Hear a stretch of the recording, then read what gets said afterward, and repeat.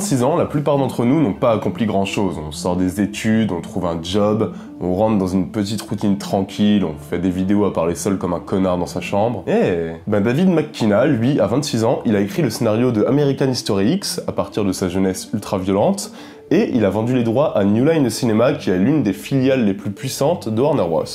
Avec le script d'American History X, les producteurs ont trouvé un vrai bon scénario, mais pas de réalisateur, donc on va contacter Dennis Hopper, qui est un grand acteur connu pour Apocalypse Now, True Romance, Blue Velvet et Super Mario Bros. Qui est devenu réalisateur depuis peu pour lui proposer le film. Bon, malheureusement, il va refuser. C'est pas grave, on va voir un tout petit peu moins grand et on va se rabattre sur Tony Kaye, qui est un réalisateur de clips musicaux, dont American History X sera le premier film.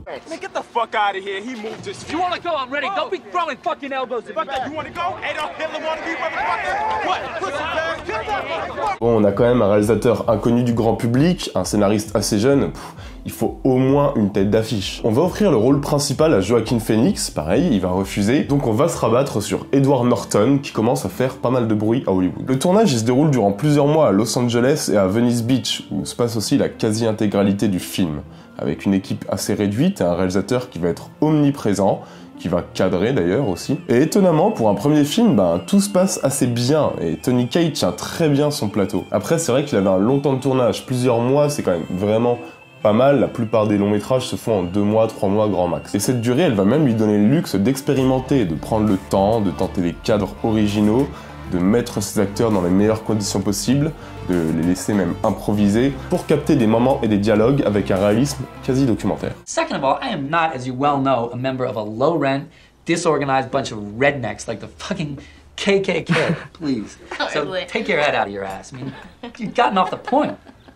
Le tournage, nickel, c'est plutôt au montage qu'il y a vraiment eu des gros problèmes entre le studio et le réalisateur. Puisque le réalisateur n'a pas eu droit à sa final cut, le studio a dû retoquer pas mal sa version, et surtout, Edward Norton avait un droit de regard artistique du film, et du coup c'est Edward Norton lui-même qui va demander énormément de changements. He was obsessed with his image, obsessed with screen time. I was so staggered by what he was doing to my film that I punched the wall and broke my hand.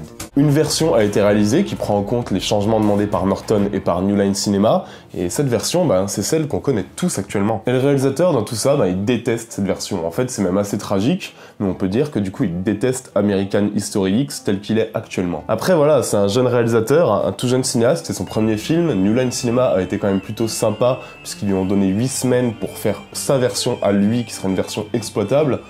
Il a rien fait. Bref, toujours est-il que le réalisateur trouve que la version d'American History X est complètement sans créativité et surtout absolument larmoyante. We are not enemies, but friends. We must not be enemies.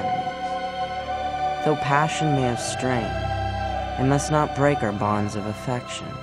Et c'est vrai qu'American History X fait pas du tout de la subtilité, que ce soit par son propos ou par son esthétique. On a quand même une caractérisation extrêmement lourde et tellement appuyée que vraiment parfois ça en est un peu gênant quoi. T'es sûr qu'on a bien compris qu'il était néo-nazi? Ouais, je sais pas, rajoute 2-3 drapeaux hitlériens en fond s'il te plaît, ouais. Il y a un abus de ralenti et de violon, de séquences assez larmoyantes pour un message qui est finalement très lisse et attendu, le message d'American History X c'est vraiment le racisme, c'est mal. Tout ça, ça fait que le film a un petit côté pompeux qui peut déranger, mais en dehors de ça, on a quand même droit à quelques séquences vraiment mémorables, et surtout à un Edward Norton qui joue extrêmement bien, en prenant au premier degré un personnage écrit à la truelle, et en lui donnant une certaine ambiguïté, parce que Derek, c'est clairement le personnage le plus charismatique du film, et pourtant, c'est vraiment quelqu'un qu'on ne peut pas aimer.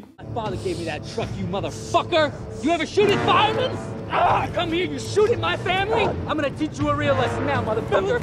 Put your fucking mouth on the curb. Put it on the curb right now! Le film va préférer jouer sur la puissance et sur la symbolique de certaines scènes, quitte à sombrer parfois dans la caricature et le manichéisme. Et je trouve par exemple la rédemption de Derek complètement mal amenée, vraiment amenée beaucoup trop vite. Mais bon, il y a quand même des belles choses à retenir, des scènes particulièrement bien écrites, des images et un sens du cadre et de la mise en scène assez indéniables. Et on se doute que si le montage du réalisateur enlevait cette naïveté un peu omniprésente, le film aurait été bien meilleur. Quoi qu'il en soit, il existe aussi beaucoup de films similaires à American History X, des films qui traitent du même sujet, qui ont parfois le même angle d'approche. C'est les mêmes, en mieux.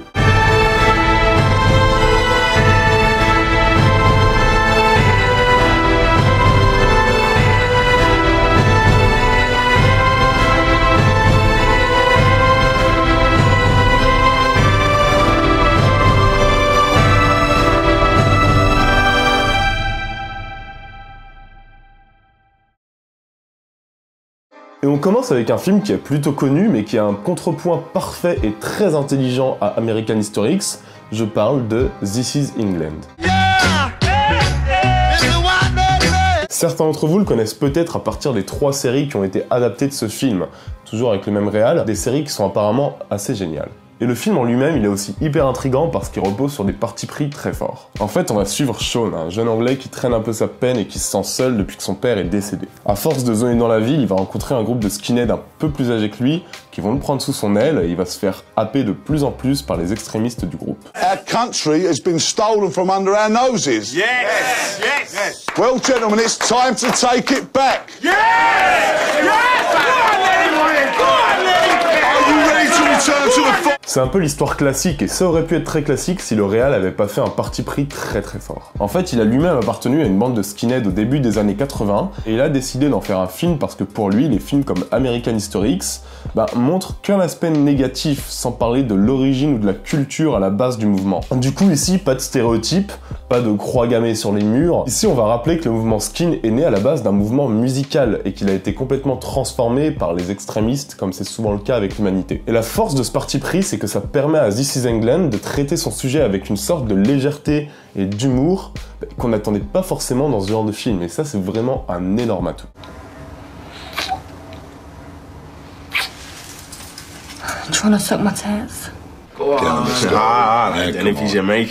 Un atout parce que déjà ça me permet d'éviter de tomber dans le pathos, qu'il y a des séquences d'euphorie et de liesse qui sont presque drôles en fait, qui ponctue un récit très direct et loin du manichéisme. Et même visuellement, This is England y fait un super choix parce que le cinéaste y met l'accent sur un réalisme très documentaire, mais qui va bien plus loin qu'American History X sur ce point. La reconstitution des décors, des costumes, toute l'écriture, en fait, tout est extrêmement soigné, mais même la photographie, elle se rapproche du film d'époque. C'est-à-dire, très concrètement, qu'on aura vraiment l'impression de voir un film des années 80, avec un grain assez présent, avec des couleurs légèrement désaturées, avec un contraste assez discret. Ça, c'est un parti pris très immersif, et ça donne vraiment une sacrée force au film.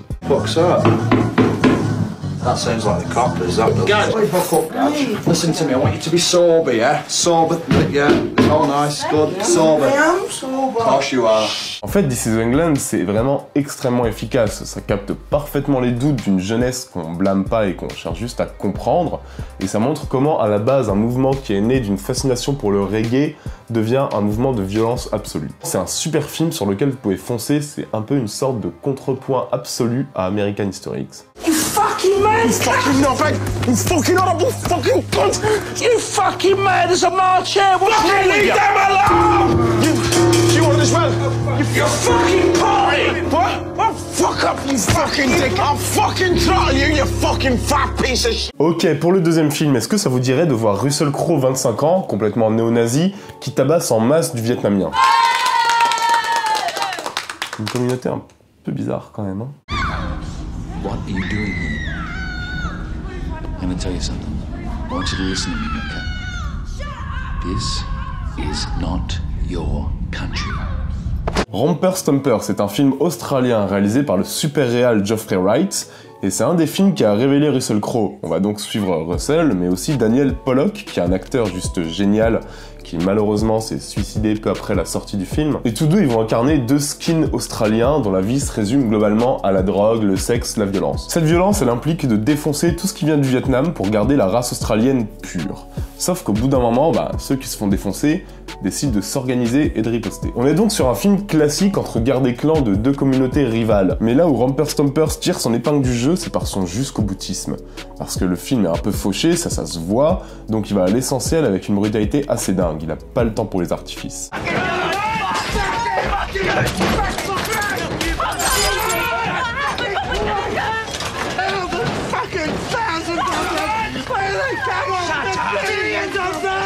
Ici, t'auras pas de noir et blanc hyper lisse, hyper chiadé. Non, non, là on est sur un film très cru. Un film complètement anarchique et ça colle assez avec son sujet. On pourrait même dire qu'on est face à une version d'American History X vidée de ses tics hollywoodiens et de son obligation de rester en surface. Ici, on va vraiment au fond des choses avec un réalisme brut, beaucoup de violence et une immersion totale. Pendant 1h30, on est vraiment plongé dans le quotidien et la crasse de deux hommes dégueulasses, mais surtout Russell Crowe qui est vraiment perdu, qui est sans rédemption possible et sans regret aucun. Et lui vraiment il impressionne, il joue parfaitement avec son corps et son charisme, de manière à être complètement bestial, malgré un choix artistique assez douteux sur le tatouage. Et le film a quelques fulgurances, notamment des scènes de combat sous tension absolue, il a cette espèce d'authenticité qui lui donne une sacrée force.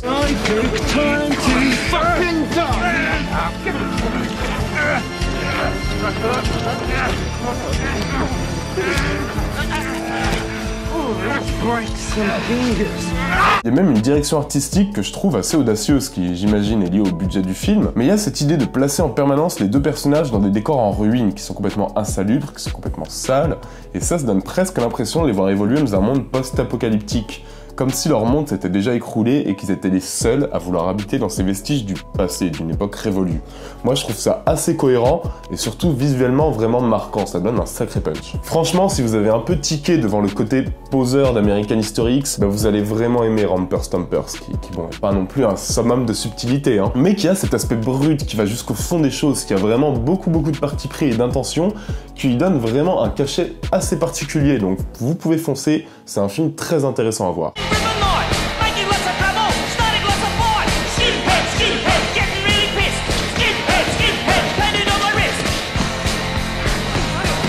Pour finir, je vais vous parler d'un petit film beaucoup plus mature et beaucoup plus posé, beaucoup plus intelligent que ce à quoi je m'attendais en le regardant. C'est un petit film qui s'appelle The Believer. Dans The Believer, on va suivre Danny, qui est un skinhead new-yorkais de 20 balais, complètement antisémite, qui défonce à peu près tous les juifs qu'il croise, et lui il fréquente un groupuscule d'extrême droite où il est complètement respecté. Ok, ça c'est super. Sauf qu'en fait, Danny, il est lui-même juif. Du coup, il est contraint de cacher sa véritable identité, il en a hyper honte, jusqu'au jour où un journaliste découvre sa dualité et menace de la rendre publique. Donc c'est un film qui part d'un postulat plutôt ambigu, évidemment avec l'environnement qu'il décrit.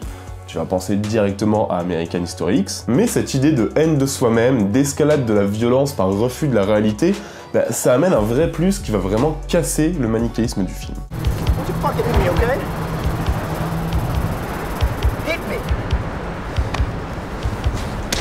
Danny est interprété par Ryan Gosling, qui n'est pas mon acteur préféré, mais qui est ici extrêmement crédible. C'est tant mieux parce que le film repose complètement sur sa prestation. Il est dans tous les plans et la caméra le lâche jamais. Et c'est une bonne chose parce que ça permet de saisir l'autodestruction dont est capable Danny en un seul de ses regards, de capter ses doutes, de capter sa honte, bref, de jouer sur la palette de jeu de Ryan Gosling plutôt que sur des grands discours. On est sur un film qui est clairement un drame social, mais qui s'empêche pas certaines scènes purement symboliques et purement oniriques, bon, qui vont forcément développer le personnage de Danny, qui est clairement la plus grande force du film, qui vont l'inscrire en permanence dans la réalité, mais qui vont quand même créer des situations vraiment franchement belles, quoi.